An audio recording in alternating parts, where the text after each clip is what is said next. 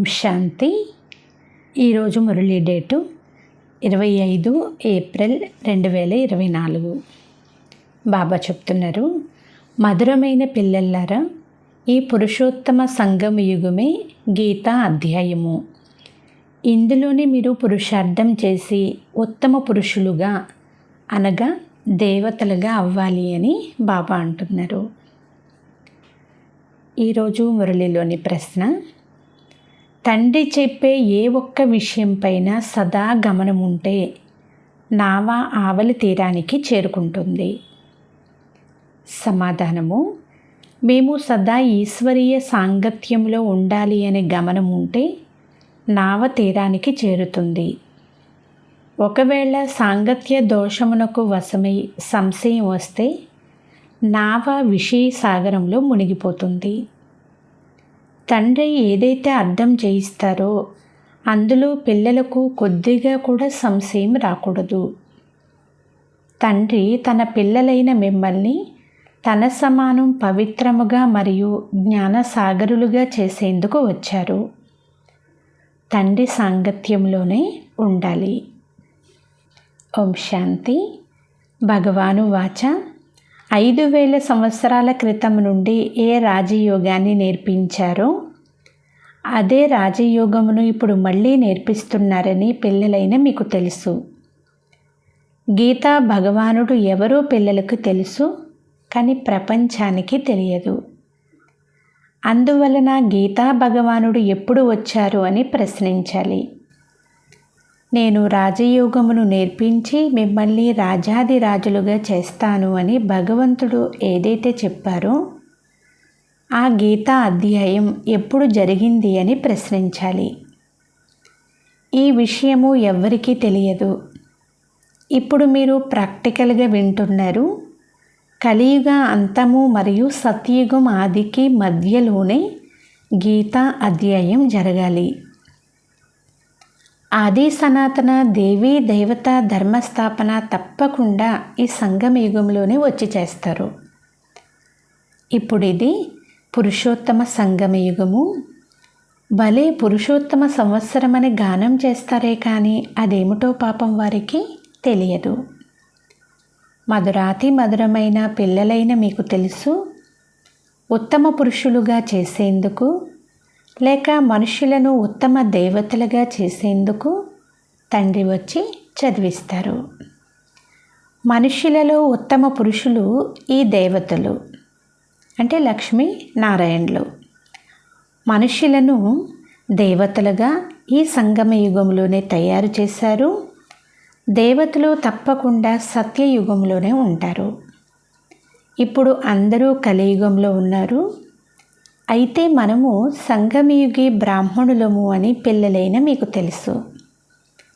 ఇది పక్కాగా స్మృతి చెయ్యాలి, లేకుంటే వాస్తవానికి ఎవ్వరూ తమ కులమును మర్చిపోరు.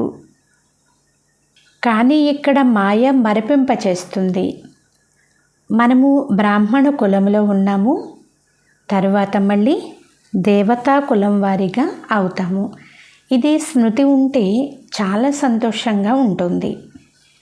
మీరు రాజయోగ చదువును చదువుతున్నారు. ఇప్పుడు మళ్ళీ భగవంతుడు గీతా జ్ఞానం వినిపిస్తున్నారు అని, భారతవాసీలకు ప్రాచీన యోగం కూడా నేర్పిస్తున్నారు అని మీకు తెలుసు. మనము మనుషుల నుండి దేవతలుగా అవుతున్నాము. తండ్రి చెప్తున్నారు, పిల్లలు, కామం మహాశత్రువు. దీనిపైన విజయం పొందడం వలన మీరు జగజ్జీతులుగా అవుతారు. పవిత్రత విషయంలో ఎంతో వాద వివాదాలు చేస్తారు. మనుషులకు వికారాలు ఒక ఖజానా వలె ఉన్నాయి, అనగా వాటిని వదిలిపెట్టరు. లౌకిక తండ్రితో ఈ వారసత్వం లభించింది. పిల్లలుగా జన్మిస్తూనే మొట్టమొదట తండ్రి నుండి ఈ వికారీ వారసత్వం లభిస్తుంది. వివాహము సర్వనాశనం చేయిస్తుంది. అనంతమైన తండ్రి చెప్తున్నారు, కామం మహాశత్రువు కనుక కామ వికారాన్ని జయించినందునే తప్పకుండా జగజ్జీతులుగా అవుతారు. తండ్రి ఈ సంగమ యుగంలోనే వచ్చి ఉంటారు. మహాభారత యుద్ధం కూడా ఉంది. మనము కూడా ఇక్కడే ఉన్నాము. అలాగని అందరూ తక్షణమే కామవికారం పైన విజయం పొందుతారు అని కాదు. ప్రతి విషయంలో కూడా సమయం పడుతుంది. ముఖ్యంగా పిల్లలు ఈ విషయమే వ్రాస్తారు. బాబా, మేము విషయ వైతరిణి నదిలో పడిపోయాము, అందువలన తప్పకుండా ఏదో ఒక ఆర్డినెన్స్ ఇవ్వాలి అని తండ్రి ఆజ్ఞాపిస్తున్నారు. కామమును జయించడం వలన మీరు జగజ్జీతులుగా అవుతారు. అంతేకాని జగజ్జీతులే మళ్ళీ వికారాల్లోనికి వెళ్తారు అని కాదు. ఈ లక్ష్మీనారాయణులు జగజ్జీతులు. వీరిని సంపూర్ణ నిర్వికారులు అని అంటారు. దేవతలను అందరూ నిర్వికారులని అంటారు. వారి రాజ్యమును మీరు రామరాజ్యము అని అంటారు. అది నిర్వికారి ప్రపంచము, ఇది వికారి ప్రపంచము. అపవిత్ర గృహస్థు ఆశ్రమము, మీరు పవిత్ర గృహస్థు ఆశ్రమంలో ఉండేవారు అని ఇప్పుడు 84 జన్మలు తీసుకుంటూ అపవిత్రమయ్యారు అని బాబా అర్థం చేయించారు. ఇదే 84 జన్మల కథ. నూతన ప్రపంచం తప్పకుండా ఇటువంటి నిర్వికారి ప్రపంచముగా ఉండాలి. పవిత్రతా సాగరులైన భగవంతుడే దీనిని స్థాపన చేస్తారు. మళ్ళీ రామరాజ్యం కూడా తప్పకుండా వస్తుంది. వీటి పేరే రామరాజ్యము, రావణరాజ్యము. రావణరాజ్యము అంటే అసురీ రాజ్యము. ఇప్పుడు మీరు అసురీ రాజ్యంలో కూర్చుని ఉన్నారు. ఈ లక్ష్మీనారాయణులు దైవీ రాజ్యపు గుర్తులు. పిల్లలైన మీరు ప్రభాత ప్రదక్షిణలు అంటే శాంతి యాత్రలు మొదలైనవి చేస్తారు. ప్రభాతము అనగా ఉదయము. ఆ సమయంలో మనుష్యులైతే నిద్రించి ఉంటారు కనుక ఆలస్యంగా శాంతి యాత్ర చేస్తారు. సేవా కేంద్రం ఉన్న స్థానాలలో ప్రదర్శన పెడితే ఇంకా బాగుంటుంది. అక్కడకు వచ్చి కామం మహాశత్రువు అని, దానిపైన విజయం పొందడం వలన జగజ్జీతులుగా అవుతారు అని మనుషులు అర్థం చేసుకోగలరు. లక్ష్మీనారాయణుల ట్రాన్స్లేట్ చిత్రము తప్పకుండా జతలో ఉండాలి. వీటిని ఎప్పుడూ మర్చిపోకూడదు. ఒకటేమో ఈ చిత్రము, మరొకటి మెట్ల చిత్రము. ట్రక్కులో దేవతలను అలంకరించి ఊరేగించినట్లు మీరు కూడా 2-3 ట్రక్కులను అలంకరించి అందులో ముఖ్యమైన చిత్రాలను పెట్టి ఊరేగిస్తే బాగుంటుంది అని బాబా అంటున్నారు. రోజు రోజుకు చిత్రాలు కూడా వృద్ధి చెందుతూ పోతాయి. మీ జ్ఞానము కూడా వృద్ధి చెందుతూ ఉంటుంది. అలాగే పిల్లలు కూడా వృద్ధి చెందుతూ ఉంటారు. అందులో పేదవారు, ధనికులు అందరూ వచ్చేస్తారు. శివబాబా బండారం నిండుతూ ఉంటుంది. ఎవరైతే బండారాన్ని నింపుతారో వారికి అక్కడ అంటే సత్యయుగంలో ఎన్నో రెట్లు లభిస్తుంది. అందుకే తండ్రి చెప్తున్నారు, మధురాతి మధురమైన పిల్లల్లారా, మీరు పదమాపతులుగా, అది కూడా 21 జన్మలకు తయారయ్యేవారు. బాబా స్వయంగా చెప్తున్నారు, మీరు 21 తరాలకు ఈ జగత్తుకంతా అధికారులుగా అవుతారు. స్వయం నేనే నేరుగా వచ్చాను. మీ కొరకు అరచేతిలో స్వర్గం తీసుకొని వచ్చాను. పిల్లలు జన్మించగానే తండ్రి వారసత్వము వారి అరచేతిలో ఉన్నట్లే. ఆ లౌకిక తండ్రి ఈ ఇల్లు, వాకిళ్ళు మొదలైనవన్నీ నీవే అని చెప్తాడు. అలాగే ఈ అనంతమైన తండ్రి కూడా చెప్తున్నారు, ఎవరైతే నా వారిగా అవుతారో 21 తరాలకు స్వర్గ చక్రవర్తి పదవి వారిదే అవుతుంది. ఎందుకంటే మీరు మృత్యువుపైన విజయాన్ని పొందుతారు. అందుకే తండ్రిని మహాకాలుడు అని అంటారు. మహాకాలుడు అంటే సంహరించేవాడు కాదు, వారి మహిమ చేయబడుతుంది. భగవంతుడు యమదూతలను పంపి రప్పించుకున్నాడు అని భావిస్తారు, కానీ అలాంటిదేమీ లేదు. ఇవన్నీ భక్తి మార్గంలోని విషయాలు.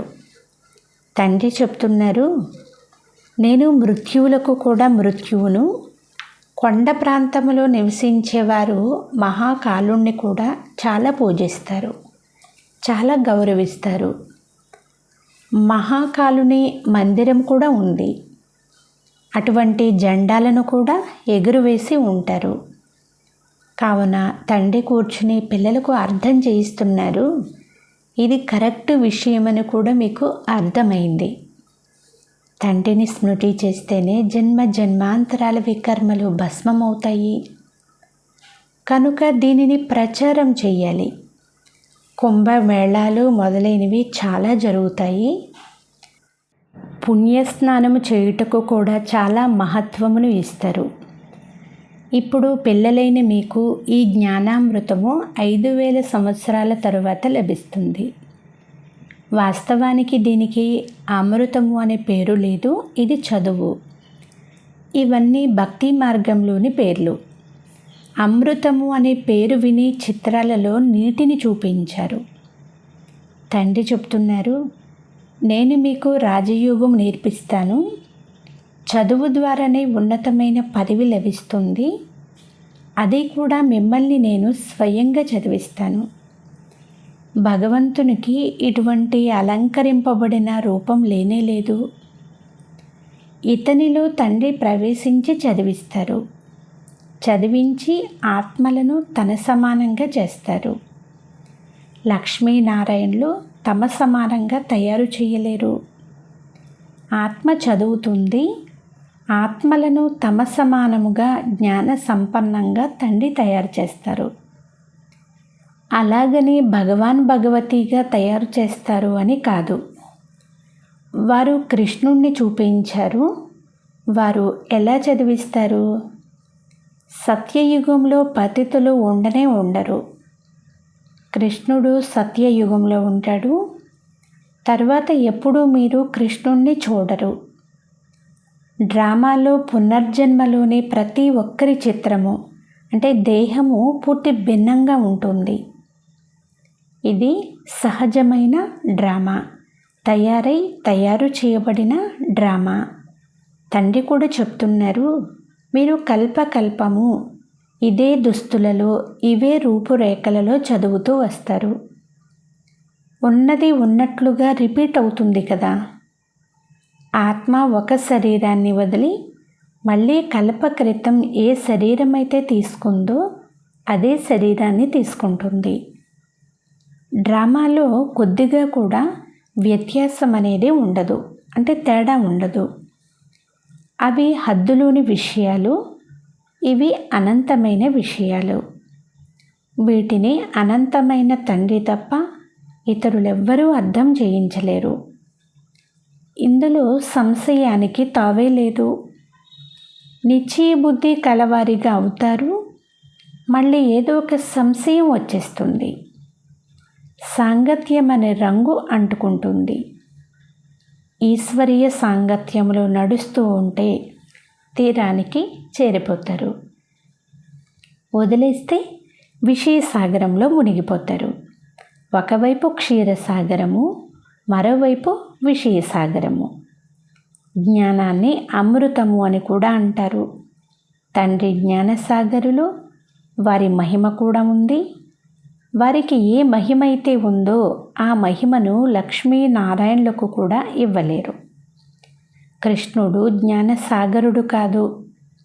తండ్రి పవిత్రత సాగరులు. భలే దేవతలు సత్య త్రేతాయుగాలలో పవిత్రంగా ఉంటారు, కానీ సదా కొరకైతే పవిత్రంగా ఉండరు. మళ్ళీ అర్ధకల్పం తర్వాత క్రిందికి దిగజారుతారు. తండ్రి చెప్తున్నారు, నేను వచ్చి అందరికీ సద్గతిని ఇస్తాను. ఒక్క నేను మాత్రమే సద్గతి దాతను. మీరు సద్గతిలోకి వెళ్తారు. తర్వాత ఈ విషయాలు ఉండనే ఉండవు. ఇప్పుడు పిల్లలైన మీరు సన్ముఖంలో కూర్చుని ఉన్నారు. మీరు కూడా శివబాబా ద్వారా చదువుకునే టీచర్లుగా అయ్యారు. ముఖ్యమైన ప్రధానోపాధ్యాయుడు అంటే ప్రిన్సిపల్ మాత్రం శివబాబానే. మీరు వారి వద్దకే వస్తారు. మేము శివబాబా వద్దకు వచ్చాము అని అంటారు. అరే, వారు నిరాకారులు, అయితే వారు ఇతని శరీరంలో వస్తారు. అందుకే బాబ్దాదా వద్దకు పోతున్నాము అని అంటారు. ఈ బాబా శివ్ బాబాకు రథము, ఇతని పైన వారు సవారీ అయి ఉన్నారు. ఇతనిని రథము, గుర్రము, అశ్వము అని కూడా అంటారు. దీనిపై కూడా దక్ష ప్రజాపిత యజ్ఞం రచించారు అని ఒక కథ ఉంది. కథ వ్రాసేశారు. ఇది అలా కానే కాదు, అలా జరగనే లేదు. శివ భగవాను వాచ, భారతదేశంలో అతి ధర్మగ్లాని జరిగినప్పుడు నేను వస్తాను. గీతావాదులు భలే యదా యదాహి అని అంటారు, కానీ దీని అర్థం వారికి తెలియదు. ఇది మీ ధర్మం యొక్క చాలా చిన్న వృక్షము. దీనికి తుఫానులు కూడా వస్తాయి. కొత్త వృక్షం కదా, ఇది పునాది కూడా అయ్యింది. అనేక ధర్మాల మధ్యలో ఒక్క ఆది సనాతన దేవీ దేవత ధర్మం యొక్క అంటు కడతారు. ఇది ఎంతో శ్రమతో కూడిన పని. ఇతర ధర్మస్థాపకులకు ఇంత శ్రమ ఉండదు. వారు పైనుండి వస్తూ ఉంటారు. ఇక్కడ ఎవరైతే సత్య త్రేతాయుగాల్లో వచ్చేవారో వారి ఆత్మలే కూర్చుని చదువుతాయి. పతితులైన వారిని పావన దేవతలుగా చేసేందుకు తండ్రి కూర్చుని చదివిస్తారు. ఇతడు కూడా గీతను చదివేవాడు. ఇప్పుడు ఎలాగైతే ఆత్మలను స్మృతి చేసి దృష్టి ఇవ్వబడుతుందో వారి పాపాలు నశిస్తాయో, అలా భక్తి మార్గంలో కూడా గీత ముందు జలమును ఉంచి చదివేవారు. పితృలు ఉద్ధరింపబడతారు అని అందువలన పితృలను స్మృతి చేస్తారు. భక్తి మార్గంలో గీతను చాలా గౌరవించేవారు. అరే బాబా ఏమైనా తక్కువ భక్తులుగా ఉండేవాడా అంటే బ్రహ్మ బాబా భక్తిలో కూడా చాలా నిష్ణాతులుగా ఉండేవారు. రామాయణము మొదలైనవన్నీ చదివేవారు. చాలా సంతోషం కలిగేది. ఇవన్నీ గతించిపోయాయి. ఇప్పుడు తండ్రి చెప్తున్నారు, గతించిన దానిని గురించి చింతించకండి. బుద్ధి నుండి అన్నీ తీసేయండి. బాబా స్థాపన, వినాశనము మరియు రాజధానిని సాక్షాత్కారం చేయించారు. ఇప్పుడు వారు పక్కా అయిపోయారు. అంతకుముందు ఇదంతా వినాశనం అయిపోతుంది అని తెలియనే తెలియదు. బాబా ఇదంతా జరిగి తీరుతుంది, ఆలస్యం లేదు, నేను వెళ్ళి పలానా రాజుగా అవుతాను అని పూర్తిగా అర్థం చేసుకున్నారు, విశ్వసించారు. బాబా ఏమేమి ఆలోచించేవారో తెలియదు. శివబాబా ప్రవేశత ఎలా జరిగిందో పిల్లలైన మీకు తెలుసు. మొదట ఈ విషయాలు మీకు కూడా తెలియదు. బ్రహ్మ, విష్ణు, శంకర్ల పేర్లు అయితే తీసుకుంటారు, కానీ ఈ ముగ్గురిలో భగవంతుడు ఎవరు, అసలు ఆయన ఎవరిలో ప్రవేశం అవుతారు, ఇది ఎవ్వరికీ తెలియదు. వారు విష్ణువు పేరు తీసుకుంటారు. వారేమో దేవత అని ఇప్పుడు మీకు తెలుసు. దేవత ఎలా చదివిస్తారు? బాబా స్వయంగా తెలియచేస్తున్నారు, నేను ఇతనిలో ప్రవేశిస్తాను. అందుకే బ్రహ్మ ద్వారా స్థాపన అని చూపించారు. అది విష్ణు ద్వారా పాలన, అది శంకరుని ద్వారా వినాశనము. ఇవన్నీ కూడా చాలా బాగా అర్థం చేసుకునే విషయాలు. భగవాను వాచ, నేను మీకు రాజయోగం నేర్పిస్తాను. ఆ భగవానుడు ఎప్పుడు వచ్చారు? రాజయోగమును ఎలా నేర్పించారు? రాజ్య పదవిని ఎలా ఇప్పించారు? ఈ విషయాలన్నీ మీరు ఇప్పుడు అర్థం చేసుకున్నారు. 84 జన్మల రహస్యం కూడా అర్థం చేయించారు. పూజ్యులు, పూజారులు, వీటిని గురించి కూడా అర్థం చేయించారు. ప్రపంచమంతా కోరుకునే శాంతి రాజ్యము ఈ లక్ష్మీనారాయణలది. అది విశ్వములో ఉండేది అని మీకు తెలుసు. లక్ష్మీనారాయణల రాజ్యం ఉన్నప్పుడు మిగిలిన అందరూ శాంతిధామంలో ఉండేవారు. ఇప్పుడు మనము శ్రీమతమును అనుసరించి ఈ కార్యం చేస్తున్నాము. అనేకసార్లు చేశాము, చేస్తూనే ఉంటాము. ఇది కూడా మీకు తెలుసు, కోట్లలో కొంతమంది మాత్రమే వస్తారు.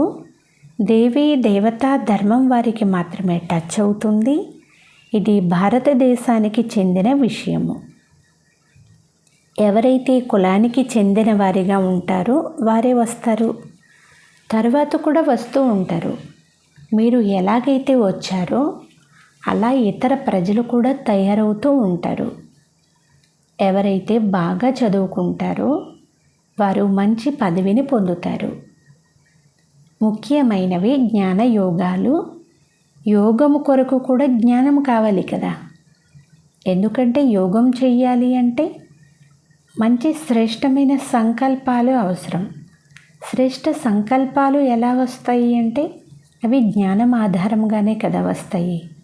అందుచేత బాబా అంటున్నారు, యోగము కొరకు కూడా జ్ఞానం కావాలి. తర్వాత పవర్ హౌస్తో యోగం ఉండాలి. యోగము ద్వారా వికర్మలు వినాశనం అవుతాయి. అంతేకాదు ఐశ్వర్యవంతులుగా ఆరోగ్యవంతులుగా కూడా అవుతారు. ఇంకా గౌరవపూర్వకంగా ఉత్తీర్ణులు కూడా అవుతారు అని బాబా అంటున్నారు.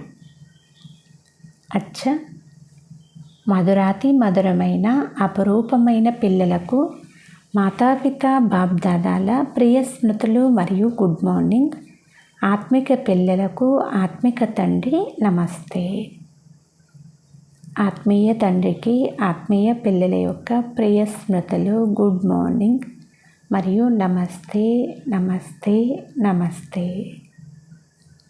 ధారణ కొరకు ముఖ్య సారము. ఫస్ట్ పాయింట్, గడిచిపోయిన విషయాల గురించి చింతన చెయ్యరాదు. ఇంతవరకు చదివినదంతా మర్చిపోవాలి. ఒక్క తండ్రితోనే వినాలి. మీది బ్రాహ్మణ కులము అని సదా గుర్తుంచుకోవాలి. సెకండ్ పాయింట్, పూర్తి నిశ్చయ బుద్ధి కలిగి ఉండాలి. ఏ విషయంలోనూ సంశయం అనేది రాకూడదు. ఈశ్వరీయ సాంగత్యాన్ని, చదువును ఎప్పుడూ కూడా వదిలిపెట్టకూడదు. ఈరోజు వరదానము, ఆత్మిక ప్రియుని ఆకర్షణలోకి ఆకర్షింపబడి శ్రమ నుండి ముక్తముగా అయ్యే ఆత్మిక ప్రేయసీగా అవ్వండి. ప్రియుడు తన తప్పిపోయిన ప్రేయసులను చూసి చాలా సంతోషిస్తున్నారు. ఆత్మిక ఆకర్షణ ద్వారా ఆకర్షింపబడి తమ సత్యమైన ప్రియుణ్ణి తెలుసుకున్నారు, పొందుకున్నారు. యథార్థమైన ఆశ్రయానికి చేరుకున్నారు. ఎప్పుడైతే ఇటువంటి ప్రేయసీ ఆత్మలు ఈ ప్రేమ యొక్క గీత లోపలికి చేరుకుంటారో అప్పుడు అనేక ప్రకారాలైన శ్రమ నుండి విడుదలైపోతారు. ఎందుకంటే ఇక్కడ జ్ఞాన సాగరుని స్నేహం యొక్క అలలు, శక్తుల అలలు సదా కొరకు రిఫ్రెష్ చేసేస్తాయి. మనోరంజనము కలిగించే ఈ విశేషమైన స్థానాన్ని ప్రేయసులైన మీ కొరకు ప్రియుడు తయారు చేశారు. స్లోగన్, ఏకాంతవాసిగా అవ్వడంతో పాటు ఎకానమీ అంటే పొదుపు చేసేవారిగా మరియు ఏకనామీగా అంటే ఒక్కరినే స్మృతి చేసేవారిగా అవ్వండి. అచ్చా, ఓం శాంతి.